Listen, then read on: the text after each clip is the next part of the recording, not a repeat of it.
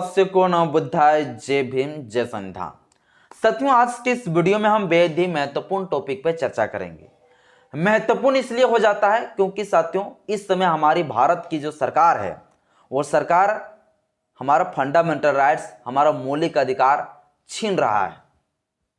देश के लाखों करोड़ों नागरिक जिन्हें भारत के संविधान के तहत जो मौलिक अधिकार मिला, जिस फंडामेंटल राइट से, स्वतंत्रता से, आजादी से, अभिव्यक्ति से जिंदगी जीने का अवसर मिला और ये जीवन जीने की गारंटी दिया इस फंडामेंटल राइट्स में, अब वही अधिकार हमारा सरकार छीन रहा है। तो अब सोच के देखिए, जो भारत के संविधान में बाबा साहब अम्बेडकर जी ने जो ये प्रोविजन किया कि फंडामेंटल राइट्स, मौलिक अधिकार एक ऐसा अधिकार है जो ना कोई सरकार छीन सकता है, ना कोई पब्लिक छीन सकता है, और वही अधिकार साथियों अब सरकार छीन रहा है। तो अब क्या होगा? अब देश का लाखों करोड़ों नागरिकों का दशा क्या होगा, स्थिति क्या होगा जब फंडामेंटल राइट्स से छीन लिए जाएंगे? और छोटा मोटा अधिकार नहीं छीन रहे हैं, बल्कि फंडामेंटल राइट्स का वो अधिकार छीन रहे हैं जो अधिकार नागरिकों को बेहद ही महत्वपूर्ण है जीवन जीने के लिए, बहुत महत्वपूर्ण है। मान लीजिए साथियों, एक गरीब तबके का कोई नागरिक है, चाहे हम ही हैं, मुझे चावल मिलता है, मेरे परिवार में 5 लोग हैं और 5 लोगों को अगर चावल मिल रहा है 5-5 केजी, तो कितना मिल रहे हैं? 25 किलो। और वो अधिकारी अगर 5 किलो चावल मेरा मार ले या उसमें 2-2 किलो कटौती कर ले चावल, तो हम सवाल अधिकारियों से तो करेंगे, हम जवाब मांगेंगे कि आखिर मेरा चावल कहां जा रहा है, क्या कहीं प्रोविजन है या नहीं। तो हम लोग जो है आरटीआई के तहत हम लोग उस अधिकारी से सवाल करके जवाब मांगते हैं, और आरटीआई के तहत जो है हम लोगों को जवाब मिल जाता है जब हम लोग आरटीआई लगाते हैं, और उस अधिकारी को जवाब देना पड़ता है। यानी RTI, right to information act 2005 में जो ये कानून बना, ये कानून ऐसा कानून बना जो देश की लाखों करोड़ों नागरिकों को जो है, जो अधिकार है, उस अधिकार को प्रोटेक्शन दिया कि भैया कोई अधिकारी अगर आपका फंडामेंटल राइट्स, आपका जो जीवन से जुड़े हुए अधिकार अगर कोई हनन कर रहा है, तो ऐसे में वो हनन आखिर क्यों कर रहा है, तो ये आप जवाब मांग सकते हैं अधिकारियों से आरटीआई लगाकर। और बड़े बड़े अधिकारी आरटीआई के तहत हिल भी जाते हैं क्योंकि उनको जवाब देना पड़ता है, लीगल प्रूफ के साथ, एविडेंस के साथ जवाब देना पड़ता है। और वही अधिकारी को अब सरकार प्रोटेक्शन दे रहा है कि नहीं, आप अधिकारी के ऊपर आरटीआई नहीं लगा सकते। तब बताइए साथियों, क्या हमारा फंडामेंटल राइट्स, हमारा जो अधिकार है, वो अधिकार सुरक्षित, संरक्षित रहेंगे?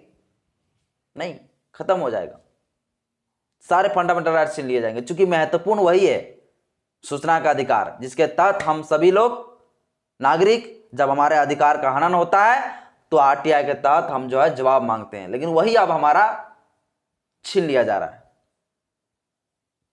सब कुछ आज की इस वीडियो में बताऊंगा कि आखिर आरटीआई एक्ट 2005 का जो कानून है, उस कानून में क्यों आखिर अमेंडमेंट, संशोधन सरकार कर रहा है, और हमारा वो अधिकार क्यों छीन रहा है, सूचना का अधिकार क्यों छीन रहे हैं। जो फंडामेंटल राइट्स के बारे में सुप्रीम कोर्ट भी कई दफा जजमेंट दे चुका है कि फंडामेंटल राइट्स को कभी भी छेड़छाड़ नहीं किए जाएंगे, कभी छीना नहीं जा सकता है, और वो छीन रहे हैं। बेसिक स्ट्रक्चर में रखा गया है। तो क्या ये प्रोविजन है? क्या सरकार इसके ऊपर नियम बना सकता है? क्या सरकार आखिर क्यों डरा हुआ है राइट टू इंफॉर्मेशन एक्ट 2005 से? क्यों डरा हुआ है? इसका वजह क्या है? सब कुछ आज के इस वीडियो में आपको बताऊंगा। बस मेरा छोटा सा अपील है, इस वीडियो को शुरू से अंत जरूर देखिए। वीडियो अच्छा लगे तो लाइक करें, चैनल में पहली बार आए चैनल को सब्सक्राइब कर लीजिएगा, बेल आइकन प्रेस करिएगा ताकि जब भी वीडियो अपलोड करूं आपके पास नोटिफिकेशन पहुंचता रहे। साथियों, संविधान का आर्टिकल 19 से जो है राइट टू इंफॉर्मेशन एक्ट 2005 का कानून बनाए गए। आर्टिकल 19 के तहत आर्टिकल 19 का क्लोज 1 का ये के में जो है प्रोविजन अमेंडमेंट करके इसको जोड़ दिया गया और इसमें हमें सूचना का अधिकार दे दिए गए, यानी कि देश के नागरिकों को जो है किसी भी चीजों के बारे में सूचना लेने का अधिकार है, किसी भी पदाधिकारियों से, अधिकारियों से, किसी भी मामले में। ये जो है हम लोगों को आर्टिकल 19 क्लोज 1 ये के तहत हम लोगों को सूचना का अधिकार मिला। अब इन्हीं के तहत जो है हम लोगों को पूरे तरीके से क्या क्या अधिकार होगा सूचना के अधिकार में, और जो इसमें जो पदाधिकारी होंगे, अधिकारी होंगे, किस तरीके से काम करेंगे, कितने दिन में आरटीआई का जवाब देंगे, ये सारे कुछ प्रोविजन जो है किए गए एक कानून में। एक कानून बनाया गया जिसे हम कहते हैं आरटीआई एक्ट 2005। ये साथियों कानून बनाए गए 2005, जिसको हम कहते हैं right to information act, information act 2005। ये साथियों कानून बनाए गए, सूचना अधिकार अधिनियम 2005। और इस आरटीआई एक्ट में एक सेक्शन, एक धारा, महत्वपूर्ण धारा है जो धारा 8(1)J साथियों। ये जो धारा है, इस धारा के तहत हम सभी को एक प्रोविजन दिया गया, हम लोग को एक अधिकार, एक राइट्स दिए गए। अधिकार ये दिए गए कि देश के नागरिक को यह अधिकार होगा कि किसी भी सरकारी अधिकारी, अगर वो सरकारी अधिकारी अगर सही से किसी भी मामले में जवाब नहीं दे रहा है, मान लीजिए आप गए हैं सरकारी कार्यालय और वहां पर कोई अधिकारी से आप किसी चीज़ों के बारे में आप बात कर रहे हैं और वो सही ढंग से जवाब नहीं दे पा रहा है, नहीं दे रहे हैं, आपसे छुपा रहा है, तो ऐसे में आप आरटीआई के तहत जवाब मांग सकते हैं सही। अगर वो ज़्यादा पैसा वसूली कर रहे हैं तो पैसा वसूली भैया वो अधिकारी ज़्यादा क्यों कर रहा है, क्या ये प्रोविजन है ऊपर से, तो इसके लिए जवाब मांग सकते हो कि सरकार के द्वारा क्या प्रोविजन किया गया और आप कितना वसूली कर रहे हैं। यानी कि जो भी अगर जनता का समस्या होता है, जो समस्या में जो है सरकारी अधिकारी आपके साथ धोखाबाजी करता है, तो ऐसे मामले में उस अधिकारी के ऊपर हम आरटीआई के तहत जो है जवाब मांग सकते हैं, इसी सेक्शन के तहत, इसी धारा के तहत। ये हम लोगों को प्रोविजन दिया है, अधिकार दिए गए हैं इस आरटीआई के तहत। अब इस आरटीआई में साथियों जब ये हमारा अधिकार दिए गए हैं, तो आप एक चीज पहले सोच के देखिए कि अगर ये आरटीआई में जो अधिकारी होंगे, जो बड़े बड़े अधिकारी होते हैं जो इसमें बैठते हैं, अगर वही लोग अगर सरकार के आधार पर काम करने लगे तो क्या ये लोग जवाब देंगे? क्या सरकार का पोल खोलना चाहेंगे? बिल्कुल नहीं। तो इन लोगों को जो है ना आरटीआई के अंदर एक कमीशन बनाया गया है और उस कमीशन का साथियों नाम है central information commission. Information commission कहा जाता है इसे। आरटीआई के तहत इंफॉर्मेशन कमीशन बनाए गए हैं और ये इंफॉर्मेशन जो कमीशन है, ये जो आयोग है, ये आयोग जो है किसी सरकार के इशारों पर काम नहीं करती है, बल्कि ये स्वतंत्र रूप से इंडिपेंडेंट तरीके से काम करता है। इंफॉर्मेशन कमीशन बनाए गए हैं। इंफॉर्मेशन कमीशन एक आयोग बनाए गए हैं और इस आयोग में जो है चीफ इंफॉर्मेशन कमिश्नर बैठते हैं। कौन होते हैं? चीफ इंफॉर्मेशन कमिश्नर बैठते हैं। और आप सोच के देखिए कि अगर इंफॉर्मेशन कमीशन और चीफ इंफॉर्मेशन कमिश्नर जो ये लोग हैं, अगर ये लोग अगर सरकार के इशारों पर अगर काम करने लगे, तो अगर सरकार अगर भैया कोई गलती करेगा, कोई सरकारी अधिकारी अगर कोई गलती करेगा, तो ये लोग इंडिपेंडेंट तरीके से काम कर पाएंगे क्या? नहीं कर पाएंगे। इसीलिए इन लोगों को एक अधिकार दिया गया है, एक आरटीआई में एक प्रोविजन किया गया है कि ये इंफॉर्मेशन कमीशन जो होगा वो अपने हिसाब के मुताबिक से काम करेंगे, ये सरकार के इशारों पर काम नहीं करेंगे। मान लीजिए ईडी है, सीबीआई है, और सीबीआई और ईडी जो है सरकार के इशारों पर काम करने लगे तो मुख्यमंत्री कभी गिरफ्तार होते हैं क्या? नहीं होते। सरकार ही भैया, विधायक मंत्री कभी होता है गिरफ्तार? नहीं। लेकिन इन लोगों को एक अधिकार दिए गए भैया कि ये जो इंफॉर्मेशन कमीशन जो है यही अपना नियम कानून अपने हिसाब से बनाएंगे, किस प्रकार से जो है ये आरटीआई को संचालित करेंगे यही डिसाइड करेंगे, ठीक ना, किस तरीके से ये काम करेंगे इंडिपेंडेंस। ये इसमें आरटीआई में ये प्रोविजन किया गया है। और आरटीआई के तहत ये संस्था का यानी कि इस कमीशन का आयोग को जो है गठन किया गया है। अब इसमें जो हेड होते हैं चीफ इंफॉर्मेशन कमिश्नर, इनके पास हम लोग तब शिकायत कर सकते हैं जब किसी अधिकारी के ऊपर हम आरटीआई लगाते हैं और वो आरटीआई अगर हमको सही जवाब नहीं देता है तो हम लोग जो हेड जो है चीफ इंफॉर्मेशन कमिश्नर, उनके पास भी हम लोग शिकायत कर सकते हैं कि सही सही जवाब नहीं दे रहे हैं आरटीआई में, तो हम यहां भी शिकायत कर सकते हैं। ये हम लोग का अधिकार है ये सेक्शन के तहत। अब हुआ क्या साथियों, ये जो आरटीआई है, ये आरटीआई एक्ट पे जो है 2019 में संशोधन कर दिया गया, 2019 में संशोधन कर दिए गए। और 2019 में संशोधन करके सरकार इंफॉर्मेशन कमीशन में जो है कुछ नियम को बदलाव कर दिए गए, इंफॉर्मेशन कमीशन को बदलाव कर दिए गए।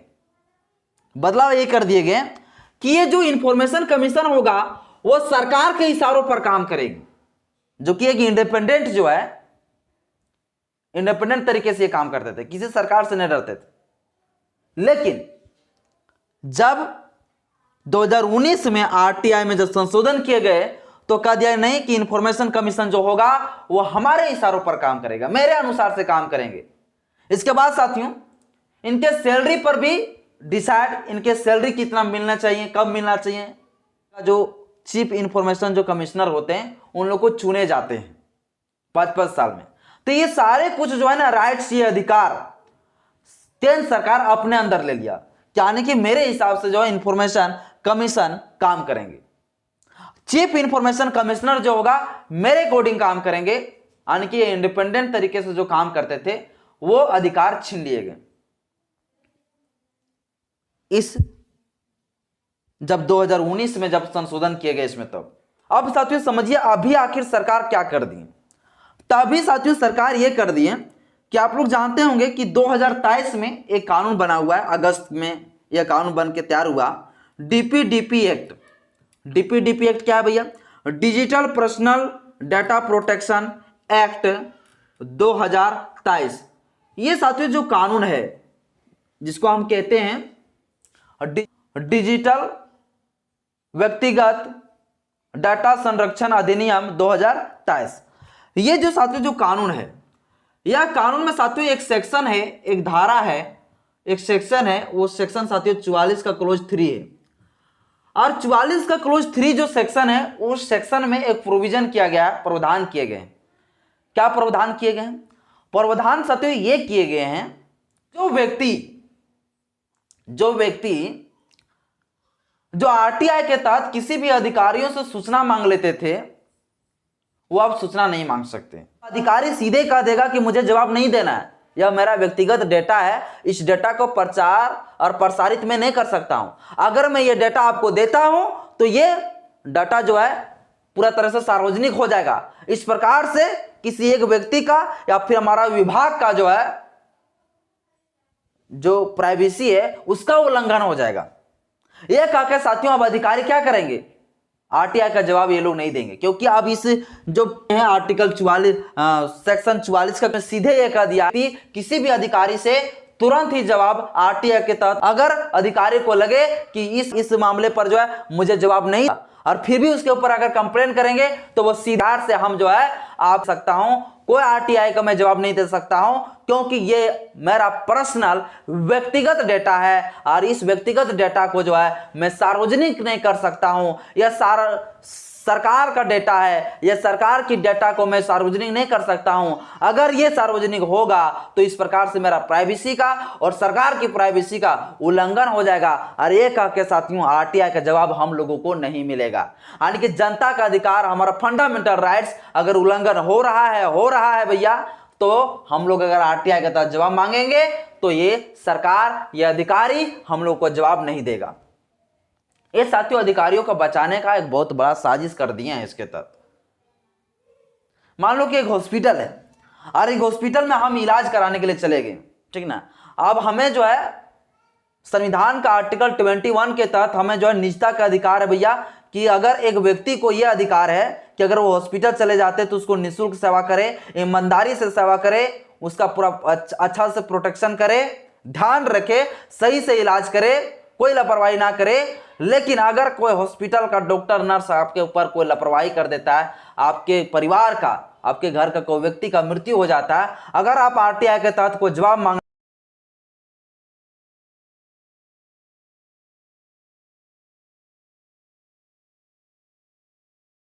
डॉक्टर और नर्स के ऊपर जो है आप मान लीजिए आरटीआई लगाते हैं। अब आरटीआई में जो है अब जब जवाब मांगे कि भैया कैसे हो गया, आपके डॉक्टर नर्स कितने लोग मौजूद थे, क्या ये प्रोविजन, ये अधिकार है कि आप लोग जो है बिना डॉक्टर के अनुपस्थिति में इलाज करें।